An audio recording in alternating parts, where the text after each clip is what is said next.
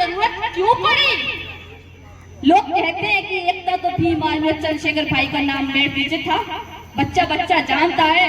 हर राजस्थान हो, हरियाणा हो, दिल्ली हो, कहीं पर हो, हर व्यक्ति जानता है, यहाँ तक कि विपक्षी पार्टियां भी जानती है कि एकता सिंह केवल और केवल चंद्रशेखर आजाद भाई के लिए और भीम आर्मी के लिए काम करती है। पर एकता सिंह ने ऐसा क्या हो गया जो एकता सिंह ने एक अपना अलग संगठन, अपना एक अलग घर बना लिया? तो वो भी मैं बताऊंगी। अगर मैं गलत हूँ तो मुझे यही बोलना। अगर आपके कोई सवाल हो तो व्यक्तिगत मुझसे बैठ के मिलना, मैं सारे सवालों का जवाब देने का दम रखूंगी। आज ये संगठन जो बनाया, मैं पूछती हूँ, अगर आपकी बेटी समाज में निकलेगी और समाज के ही लोग उसको जलील करेंगे, उस पर कीचड़ उछालेंगे, उसको चरित्रहीन बोलेंगे और बोलेंगे कि इस लड़की का तो दसों के संग उठना बैठना है, तब आप क्या करोगे बताओ? अपनी बेटी को रोकोगे ना कि बेटी मत जाओ उस समाज में जो समाज तुझे चरित्रहीन बोल रहा है, जो समाज तेरी देश ईसाईवाद में ठेस पहुंचा रहा है? आप कभी नहीं भेजोगे अपनी बेटी को। पर मैं 3 साल में इस पीड़ा को सहन करती आ रही हूँ। जिस पार्टी संगठन के लिए मैंने काम किया, उस पार्टी संगठन के पदाधिकारियों ने, जिले से लेकर प्रदेश के पदाधिकारियों ने मेरे चरित्र पर उंगली उठाई, मुझे चरित्रहीन बोला, मुझे समाज में बोला कि ये लड़की दसों के संग उठती है, दसों के संग बैठती है। अरे मेरे 18 साल की उम्र थी जब मेरी शादी हो गई थी। मैंने देखा नहीं था समाज, ना जानती थी मैं समाज को। मेरे पापा ने जब रिश्ता तय किया तब मेरे हाथ में फोन भी नहीं था, पर मुझे उन पदाधिकारों ने इस तरीके से समाज में जलील किया, मैं चुप रही।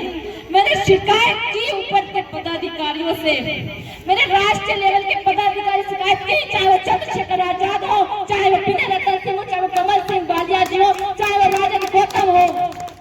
मैंने कहा कि आपके जिले के पदाधिकारी मुझे इतना समाज में नीचा दिखा रहे हैं, आप उन पर संज्ञान लीजिए।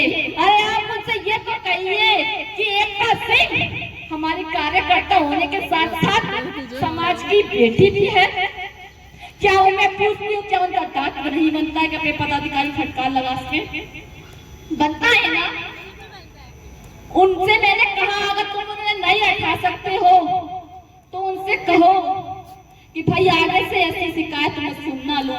मेरे भाइयों, एक बार मैं चुप हो गई, 2 बार चुप हो गई, 3 बार चुप हो गई, 4 बार चुप हो गई। सबूत चाहिए, मैं ऑन रिकॉर्ड मीडिया के आगे सबूत देने के लिए भी तैयार हूँ कि मैंने शिकायत पहुंचाई कि नहीं, मैं चरित्र पर उंगली उठाई कि नहीं। मैं ये भी सबूत देने के लिए तैयार हूँ। ये सबूत मैंने ऊपर तक भी पहुंचाए, पर मुझ पे ये क्या कह दिया गया? रिकॉर्डिंग है मेरे पास ये जवाब आया कि इस मामले को तुम यही दबा दो क्योंकि पार्टी और संगठन की बदनामी होगी।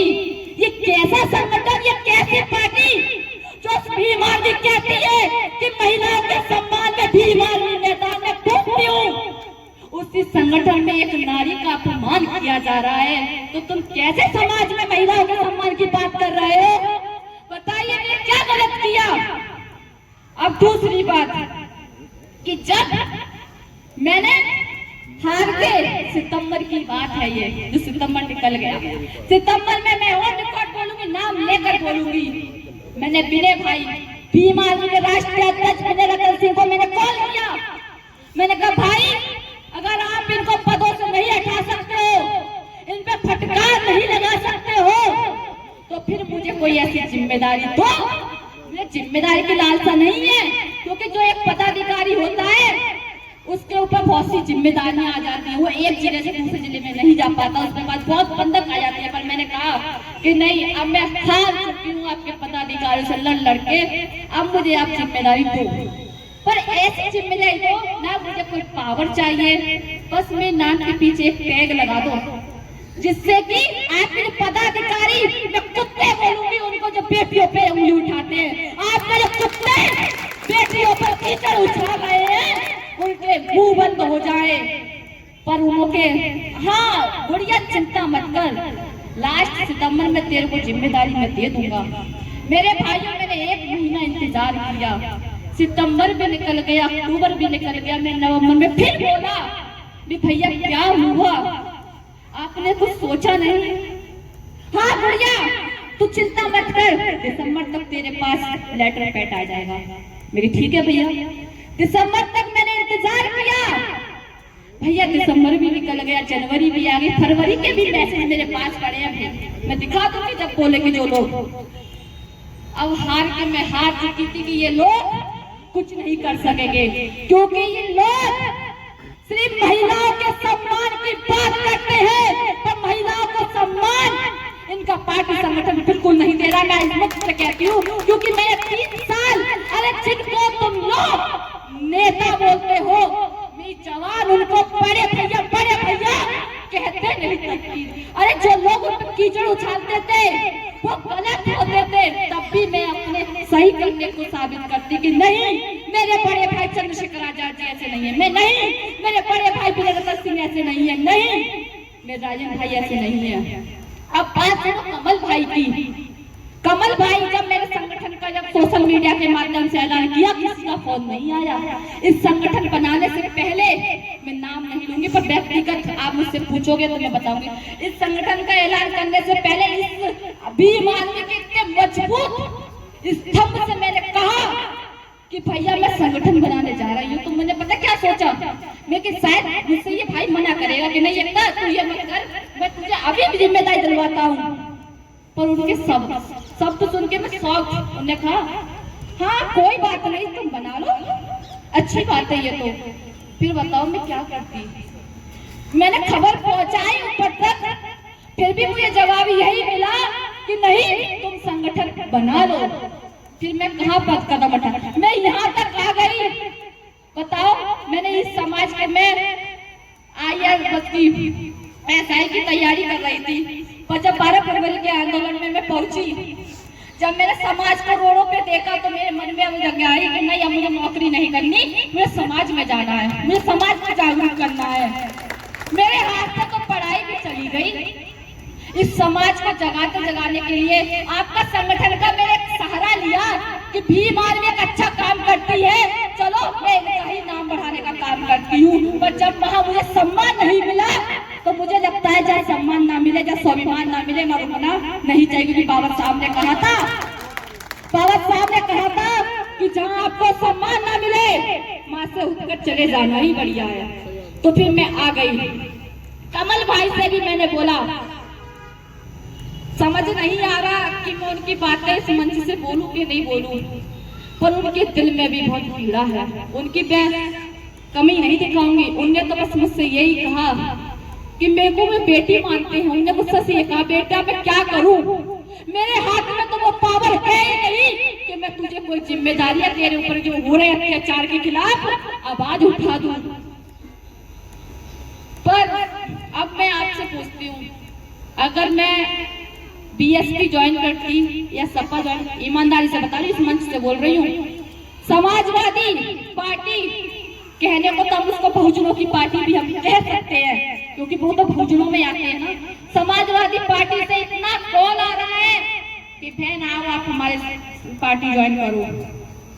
जो लोग मेरे को देखना पसंद नहीं करते, उतने समय सिर्फ सुना था कि मेरे समाज के कई संगठन बने हुए हैं, पर जब से मैंने भीम आर्मी छोड़ने का ऐलान कर देते इतने संगठनों की कॉल आ गई, इतने संगठनों के कि आओ हमारा संगठन ज्वाइन करो, पर मैंने नहीं किया। मैं पता ही क्यों, क्योंकि वही लोग क्या टिप्पणी करते कि देखो इस लड़की को सपा में जाना था, इस लड़की को बसपा में जाना था, इस लड़की को उस संगठन में जाना था, इसीलिए चंद्रशेखर भाई के बारे में ऐसा बोल रही है, भीम आर्मी के बारे में ऐसा बोल रही है।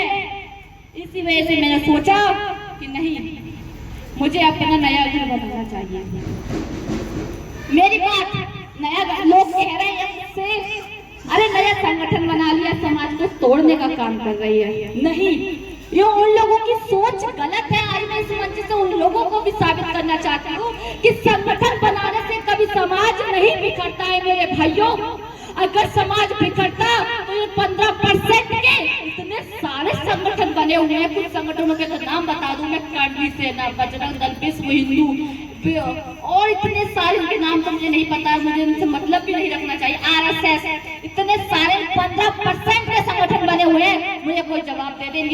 पार्टी में गई हूँ।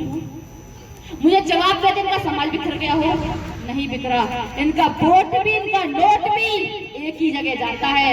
और ये सारे संगठन समाज को अपनी एक दिशा दिखाने का काम करते हैं। क्योंकि एक एग्जाम्पल के तौर पे मैं अगर आपको बताऊं, एक बहन और उसके 7 भाई, एक बहन के एक भाई होगा तो वो एक तरीका से ही उसकी सुरक्षा रक्षा कर सकेगा।